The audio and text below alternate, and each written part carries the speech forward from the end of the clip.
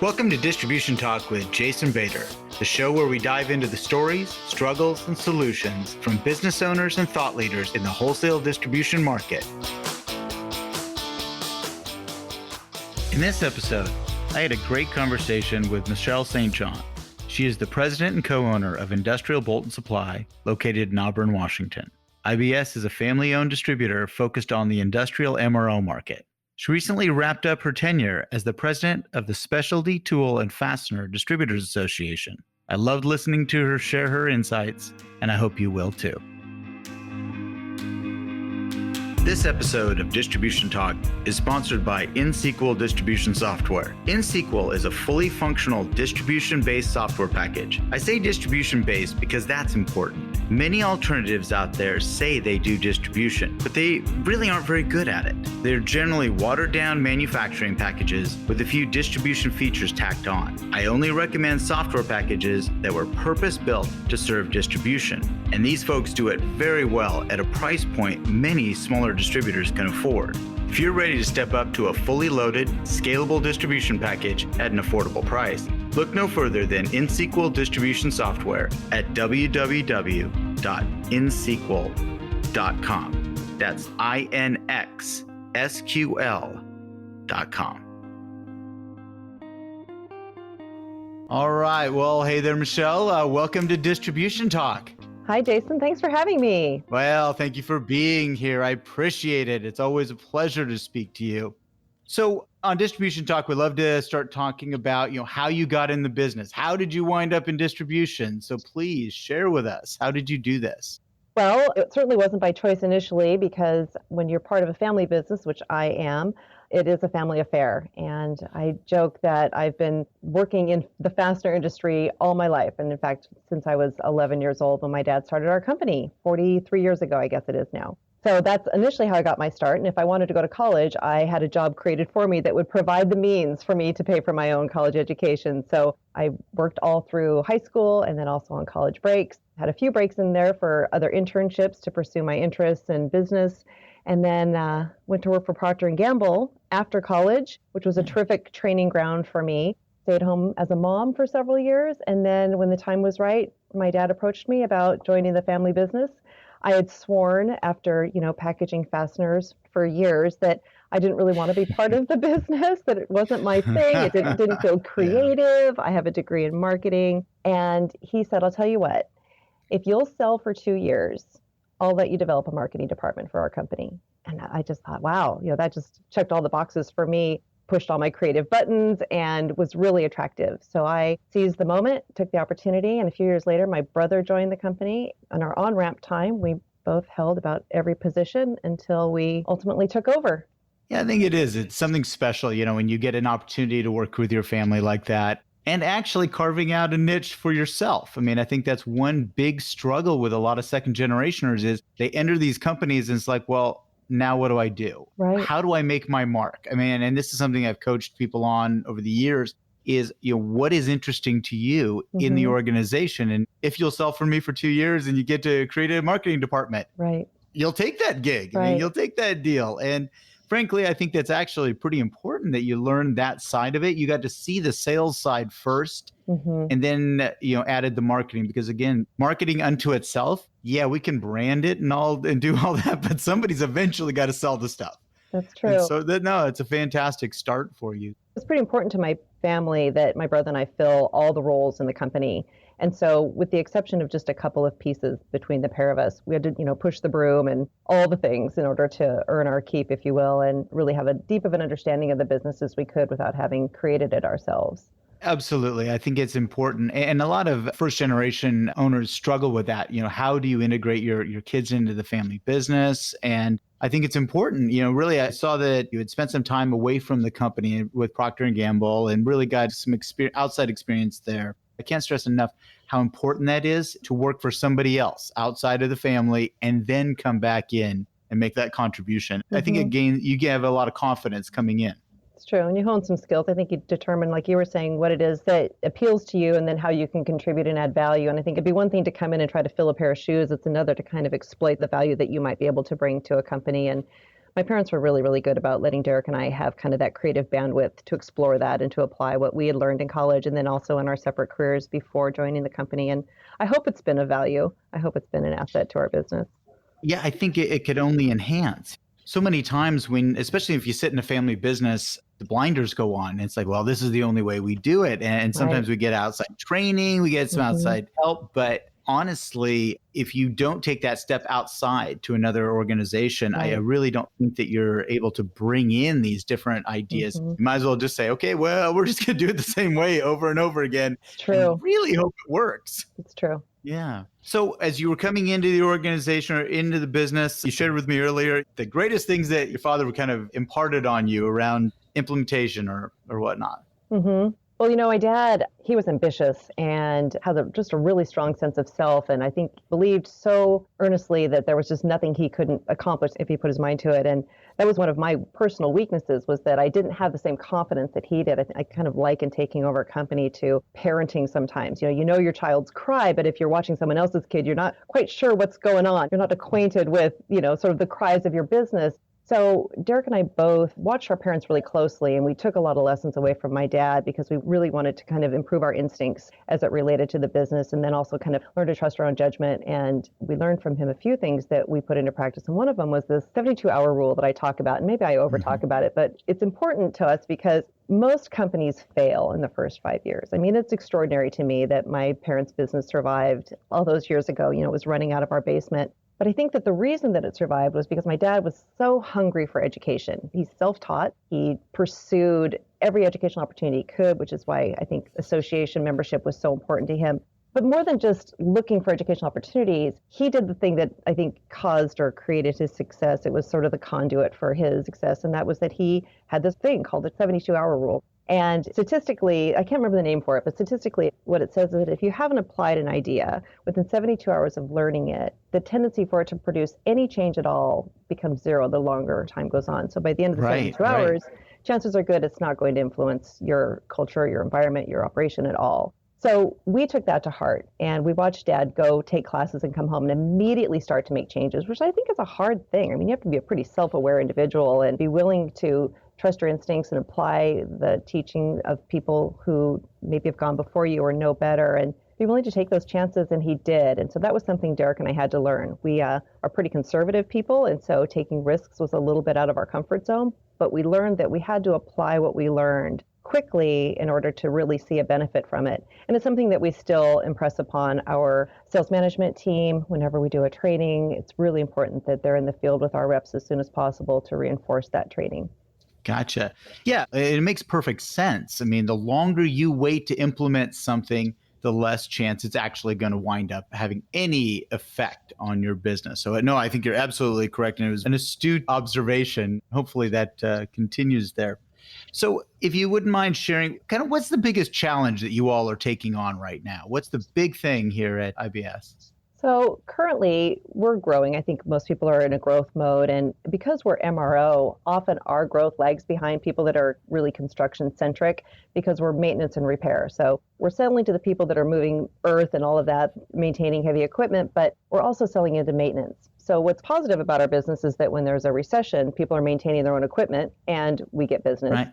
And when times are booming and people are building, they're breaking bolts and tearing up roads, and we're making sales in that environment too. So it's a little bit recession proof. But what we're experiencing right now is some growth to a degree that has caused us to sort of expand at a rate that is a little bit uncomfortable. So one of our growing pains right now For sure. Yeah. is managing growth. We recognize that there's a lot of competition out there and that fulfillment is key. And we're seeing the buying windows shorten and we're seeing the demand for expediency increase. And we want to be in that space. We want to be that player that can deliver on the expectations that some of our competitors are maybe creating for us. And being a small company, that can be difficult infrastructurally. So we've had our challenges recently managing inventory, making sure our inventory levels are right, learning what those new levels really look like, and then dealing with the cost of that. We are a cash hoarding company, so to kind of watch our Okay. watch our cash dwindle a little bit in order to maintain inventory levels while we acclimate to these new sales levels has been a challenge. It's not been comfortable. Let's say that it's been pretty uncomfortable. Right. But I mean, again, when people are growing at such a rate that And I'm assuming that it sounds like that you tend to like to self-finance a lot of the growth as much as humanly We do. possible. Yeah, we don't carry any debt.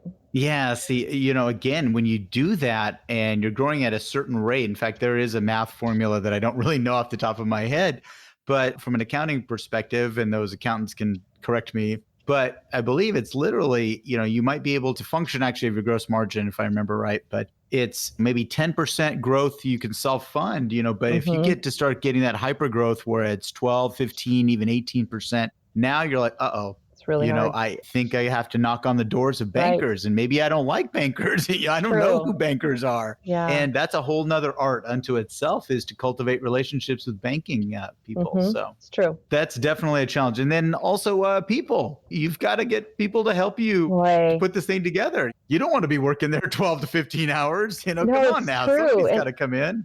And when you're growing too, I think we're really proud of the fact that we have great tenure. But with that comes this, is it the Pareto principle? That is that sometimes a company can outgrow the people who are in their roles. And we are challenged with making sure that we're surrounded by people that can continually stretch us and expand us and pull us. And so we're really intentional about hiring people in leadership positions who will challenge the status quo for us, who will push us and help us reach for that sort of next milestone and that next operational idea that is really going to help us achieve operational efficiencies that we may otherwise not do on our own accord because it might feel a little bit uncomfortable. So we try to surround ourselves with people that push our thinking, can bring a wealth of experience that maybe we don't personally have, and pull us into that next phase of business.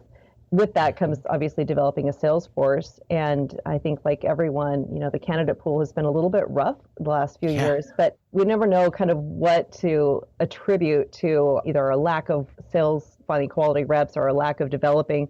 We're convinced we can't develop, but I don't think that's true. We certainly don't sell our reps short on training. Our goal is that if anybody ever isn't successful, that it's certainly never a product of all that we gave them to succeed. We're pretty committed to assuring people's success. But boy, recruiting has been a little bit of a bear. I think we got lucky. The last 5 people that we've hired in the last, 8 months are still with us, and they're doing well. So hats off to my sales management team for, continuing to look at new forms of assessments and new methods of recruiting, and constantly be willing to massage that process in our business and try to come up with a winning formula.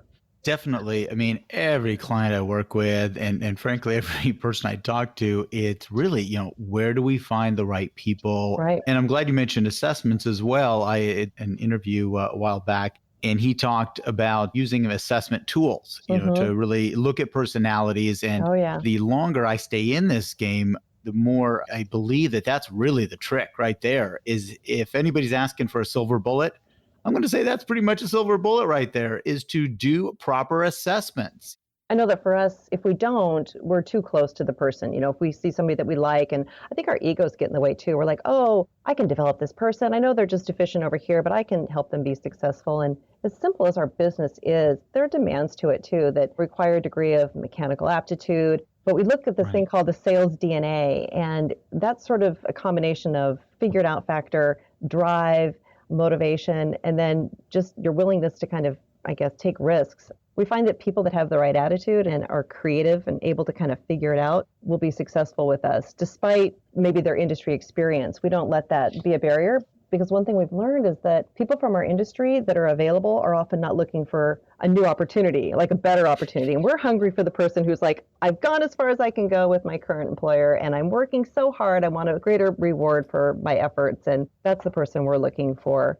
Yeah, absolutely. There's certain individuals that have been around the block and they change shirts every few years. And what are they adding to the table? I mean, yeah, they have a few relationships, but there's no creativity. I mean, there's nothing new coming out. And so I'm actually a huge fan of looking at outside the industry. Yep. I think that, again, if you look at those aptitude tests, for example, as you said, the business is simple. It is. And our customers are great. And you just have to find the right raw material in that individual who can absorb it. I mean, that's the trick right there.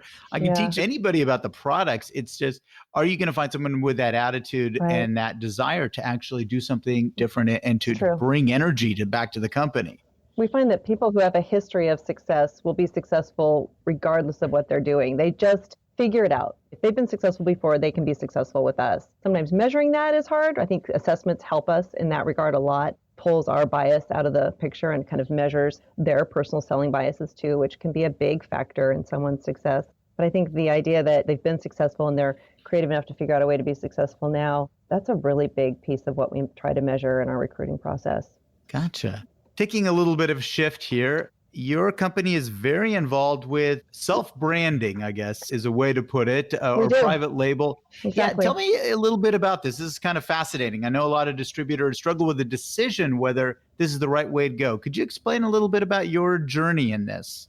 Sure. It started with my dad. He had a vision for his company. He didn't want to be all things to all people. He felt like the best way for him to add value to the average mechanic turning a wrench in a maintenance capacity was to help them either return equipment to profitable use faster or to reduce labor and downtime. So reduce equipment downtime and reduce labor costs. And the way to do that was to invest in really, really high quality, high performing products. And in order to do that and to turn a profit, as his small company was growing, was to establish his own brand so that he could differentiate. He knew he could work harder than the competition. He used to always say that, like, what else do I need to do? I know I can outwork the competition, but what else can I do? And the other way that he figured he could differentiate was if he could put his name on his products. And so he did that. And because he goes to market and because our model is to go to market through demonstration, which I think is super similar in most construction environments, even with tools, people are demonstrating tools and showing the buyer firsthand the value of the product. But in a consumable environment like ours, where there are a lot of commodities, that can be challenging. And so he took it upon himself to use his creative, strengths. He's a good showman, let's just say that. So he could put a product in someone's hands and he would, feature and benefit the heck out of it, engage the customer in the solution, blow them away with the results, and make a sale every time. And the beauty of that was that, our competitors would carry the same products, but they weren't demonstrating them. So they weren't showing the value of it, and then they didn't have their name on it. So ours was never me too. And the way that that's helped us long term is that it's created a degree of loyalty that we just otherwise wouldn't have. We would constantly be playing this price game, and it would then not afford us the opportunity to provide a higher level of service that we have become known for. So, our brand is really about the quality of the services that we provide. I think everybody says that. It sounds so cliche when I hear myself say it. Right. But really, the cost to serve is real. And if our salespeople are going to give away free cabinets and check inventory and fix errors and sort out bins and all of that, the time to do that comes at a cost. So it's important for us to have this branding philosophy in place that helps us maintain our margins so that we can continue to deliver the really high level of service that ultimately does make us a partner in our customers' profitability. We have a program called a profit-centered partnership, and our goal is to go in and show how we can make this black hole of a maintenance department a profitable piece of their operation. And it's surprising when we sit down and show companies that just through the services we provide, we can save them an amount equal or greater than what they're spending with us in a year. And that's a powerful philosophy and a kind of a neat picture to show someone who looks at their maintenance department as this sort of cost-sucking endeavor. Yes, absolutely. Now, large percentage of your products that you sell are private labeled, right? Right. What is the percentage So approximately? it depends on the category a little bit. Obviously we play in the space that is threaded fasteners, and they are what they are. We're not large like some of the national. You're not going to put your own name on these. We're not stamping the heads of fasteners. That's for sure. Right. We're not that big. But anywhere that we've got abrasives and cutting tools, electrical products, even our welding products are branded for us, and our chemical line. Yeah, that's a pretty substantial portion of your inventory. So, and it's the majority of our sales come from those lines. So. Okay, I gotcha. Now, it wasn't the easiest to start this up, was it, though? No. Early on, some folks weren't really thrilled about putting your name on their products. No, it's true. I remember one of the first conventions that I went to, following my dad up and down the aisles and him finding this wheel that his customer had asked for. So he went on a mission to find this particular design, and he found it, and he walked up to somebody in the booth. And I think he happened to be like one of the VPs even. He was kind of a big deal. And my dad just said, I need this, but I need to put my name on it. How many do I have to buy? And the guy kind of laughed because we're small, so small. And I remember the quote coming back and Dad saying something like, wow, that's 2 years of inventory. However, if we got some traction and some distribution based on where we'd sell it, we could probably pay for it pretty quickly. That would be okay. And he started taking a chance, and then we got a reputation for having the innovative solutions with our name on them. So our customers have come to kind of depend on us for that as well. We've partnered with manufacturers to develop products that are slightly different than our competitors and put our name on them. And if they cut faster and last longer, then we're helping our customers win. Sure. So fast forward several years, are a lot of the manufacturers much more willing to do this type of partnering, or than the early days, of course? It used to be that, so we have these questions that we ask every booth during a trade show, and one of the first things is, will you private label? And it used to be you'd get one yes for every 10 people that you asked. And now I would say it's probably greater than 50%. I would say 7 out of 10 will tell us, yeah, we do, or yes, we have, or we can. Obviously they have limitations, and we want it to be profitable for both. I mean, don't get me wrong. One of the things I think that makes our business model a little bit unique is that we aren't shopping the best price. I mean, obviously we want a great price, but what we want is for both parties to be profitable. And we'll sit down with our manufacturers and say, listen, we don't expect you to lose money on this and don't take too high of a risk, but what would we have to buy in order for it to be a win for you and a win for us? This is really important to us, and here's what we think we can do. And it's been great to watch our little sales force of 28 when manufacturers come back to us and say things like, okay, so your competitor isn't selling a fraction of what your little sales force is selling. And that makes us feel great. But again, Sure. It comes back to confidence in your brand, our customers' confidence in our brand, and then demonstrating the solution. Our customers never have to be concerned that the product isn't going to perform the way that we told them it would, because we show them. Well, and I think partially, again, when you private label, you insulate yourself from internet-based shopping because you can't really get it anywhere else. It's true. I mean, it could be a blessing and a curse. If we wanted to throw our products up on Amazon, no one would be looking for them. So I don't know that our sales would be great, but we also get the benefit of our customers being loyal. They can't find it someplace else, so they get it from us. It's funny when we get calls from out of state or out of the country for some chemical that ended up in somebody's truck who drove to Mexico, and now they got to have it. It's kind of neat. Yeah. Oh, yeah. I can remember back. I mean, this is going way back, with some private labeling things that we did with some larger manufacturers out there. And my experience was so minimal compared to what you all do. But actually going to one of the big box stores, which I will remain nameless, but actually seeing one of my blades sitting there, with my name on it, it's pretty funny. I was like, well, how did that get there? And, no kidding. I had to give the rep a bad time, just to harass him a little bit. Nothing, too difficult, but it was kind of a funny moment. I remember giving him a bad time. I think there's wisdom in it for the manufacturers as well, too, because as the channel evolves and as we see the presence of online players expand and basically, I guess, redesign how our customers are buying and how they want to go to market, sort of protecting this channel or insulating it from those outside players, if you will, or those people who might be inclined to drive the margin out of this channel, out of this chain. Private label is a really, really strong approach. And I think that manufacturers are wise to embrace it to the degree that they can profit from it. I do think it helps strengthen the channel. I think so too. And again, everybody's looking for that differentiation bullet. What is going to keep me away from the big folks up in your neck of the woods, up in the Pacific Northwest? What's going to differentiate me? And I think that your private label approach is just one strategy that really will do that. And a couple other folks I've talked to in the past have shared with some different strategies out there. But yeah, I think this is actually a terrific approach. Real quickly, if I could change tacks here, you just came off of your year as president of your trade association. That's something, obviously that you and I share, the presidency of that association, and that's near and dear to both of our hearts. So tell me why you chose to get involved. I mean, as you know, that is a large association. There's a lot of companies in there, but very few step up and say, I want to volunteer. Take me through your thought process. Why did you do this? So it's an interesting question. I had a little bit of exposure to the leadership part of staff from my dad, who served on the board many years before me. In fact, I met Georgia before I joined the company,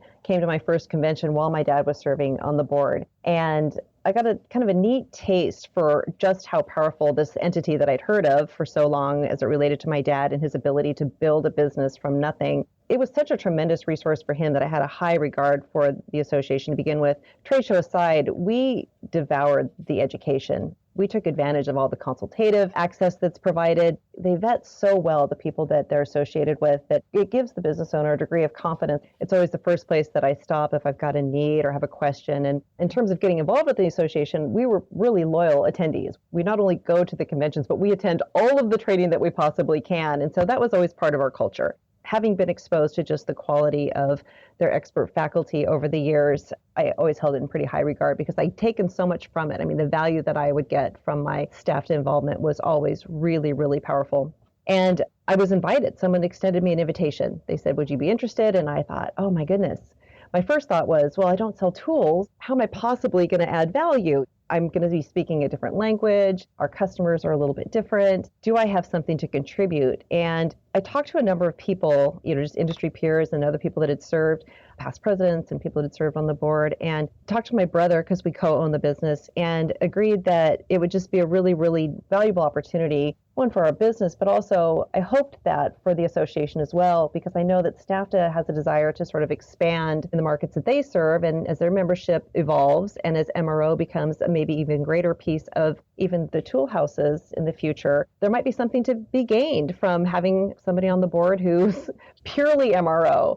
And so we felt like that might be a good mutually beneficial relationship. And I jumped in. It was terrific. I'm so thankful that I did it. It's been one of the greatest experiences of my adult life, really, from a personal and a professional development perspective. Frankly, it launched my second career, so I'm thrilled with it. I'm thrilled with it too. So I too was, called and kind of invited to take a look at this, and It was a daunting task. And there are some things I kind of shake my head. I'm like, why did I do that? But at this point, I look at it and I honestly try to encourage as many people to get involved with their trade associations. I mean, I agree.